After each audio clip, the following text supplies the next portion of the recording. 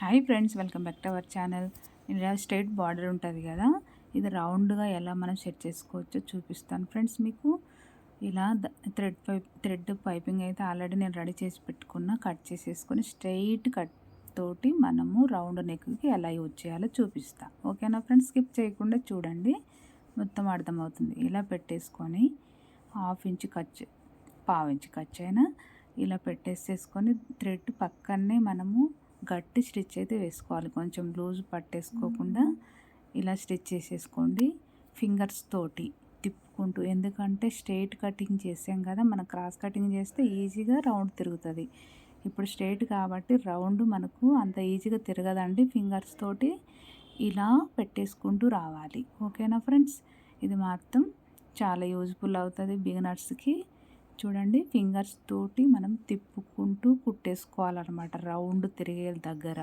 ఓకేనా ఫ్రెండ్స్, అర్థమవుతుంది అనుకుంటా మీకు. ఇలా సెట్ చేసుకుంటూ ఫింగర్స్ తోటి, అంటే అస్సలు లాగద్దండి, మనం లైనింగ్ను అస్సలు ఇలా తిప్పుకుంటూ స్టిచ్ చేసుకుంటూ రండి. ఓకేనా ఫ్రెండ్స్, చూడండి. ఎందుకంటే ఇది నాకు బార్డర్ కూడా స్మూత్నెస్ అయితే లేదండి, చాలా స్టిఫ్గా ఉంది బార్డరు క్లాత్.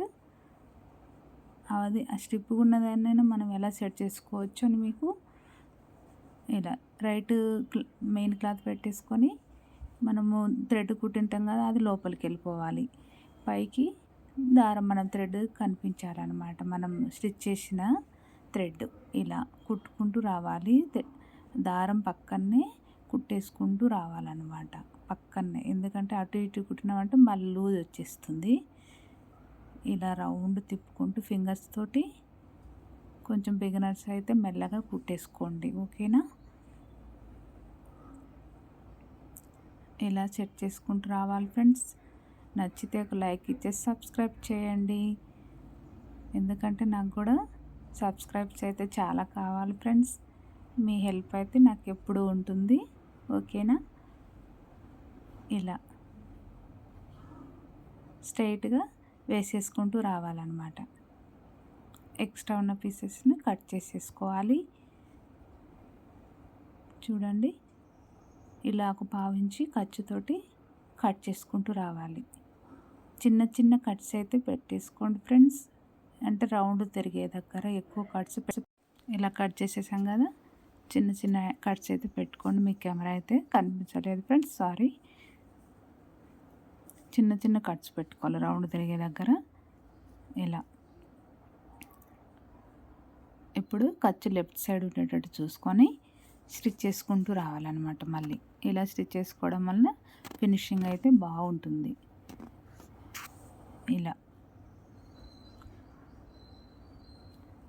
ఇలా స్టిచ్ చేసుకుంటూ వచ్చేసేయండి, ఈజీగా అయిపోతుంది మనం పైపింగ్. ఇలా బొటిక్ స్టైల్ అయితే వచ్చేస్తుంది, మనకు ఖర్చు లోపలికి వెళ్ళిపోతుంది.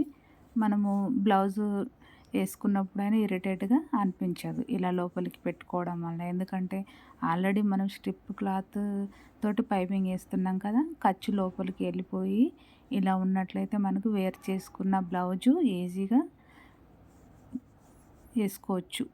లేకపోతే మనకు ఇరిటేట్గా ఉంటుంది అనమాట కుచ్చుకుంటూ. అలాగా క్లాత్ స్టిప్ క్లాత్ కాబట్టి ఇలా బొట్టుకి లోపలికి ఖర్చు ఉండేటట్టే చూసుకోండి. ఇండివిజువల్ పైపింగ్ లాగానే వేసేసుకోవాలి ఇలా బార్డర్ ఉన్నప్పుడు. ఓకేనా ఫ్రెండ్స్, ఇలా వేసేసుకున్నాం కదా, ఇప్పుడైతే దానిపైన ఒక స్టిచ్ అయితే వేసేసుకోండి. ఇలా తిప్పేసేసుకొని చూడండి ఎంత స్టిప్గా ఉందో బార్డర్. ఆ స్టెప్ను కూడా మనము రౌండ్ నెక్గా మార్చాము కదా. ఇలా మన దగ్గర క్లాత్ లేనప్పుడు ఇలా బార్డర్ ఉందనుకోండి, ఇలా సెట్ చేసేసుకోండి, బాగా వస్తుంది ఫ్రెండ్స్. థ్రెడ్ పైపింగ్ అయితేనే వచ్చేస్తుంది ఇంకా మంచిగా నీట్గా రౌండ్గా. ఇలా సెట్ చేసేసుకోవాలి. ఓకేనా ఫ్రెండ్స్, లైక్ ఇచ్చి సబ్స్క్రైబ్ అయితే చేయండి ఫ్రెండ్స్. ఓకే, ఇలా చూడండి నీట్ ఫినిషింగ్ అయితే వచ్చేస్తుంది కదా. మనం ఇంట్లో ఉండి కూడా బోటిక్ స్టైల్ అయితే కుట్టేసుకోవచ్చు. చూడండి ఎంత నీట్గా అయితే వచ్చేసింది కదా. Okay friends, bye.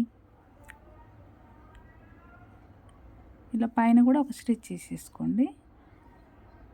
పాదం వెడల్పుతోటి ఇలా వేసేసుకుంటే మనకు లైనింగ్ కూడా జారకుండా ఉంటుంది అన్నమాట.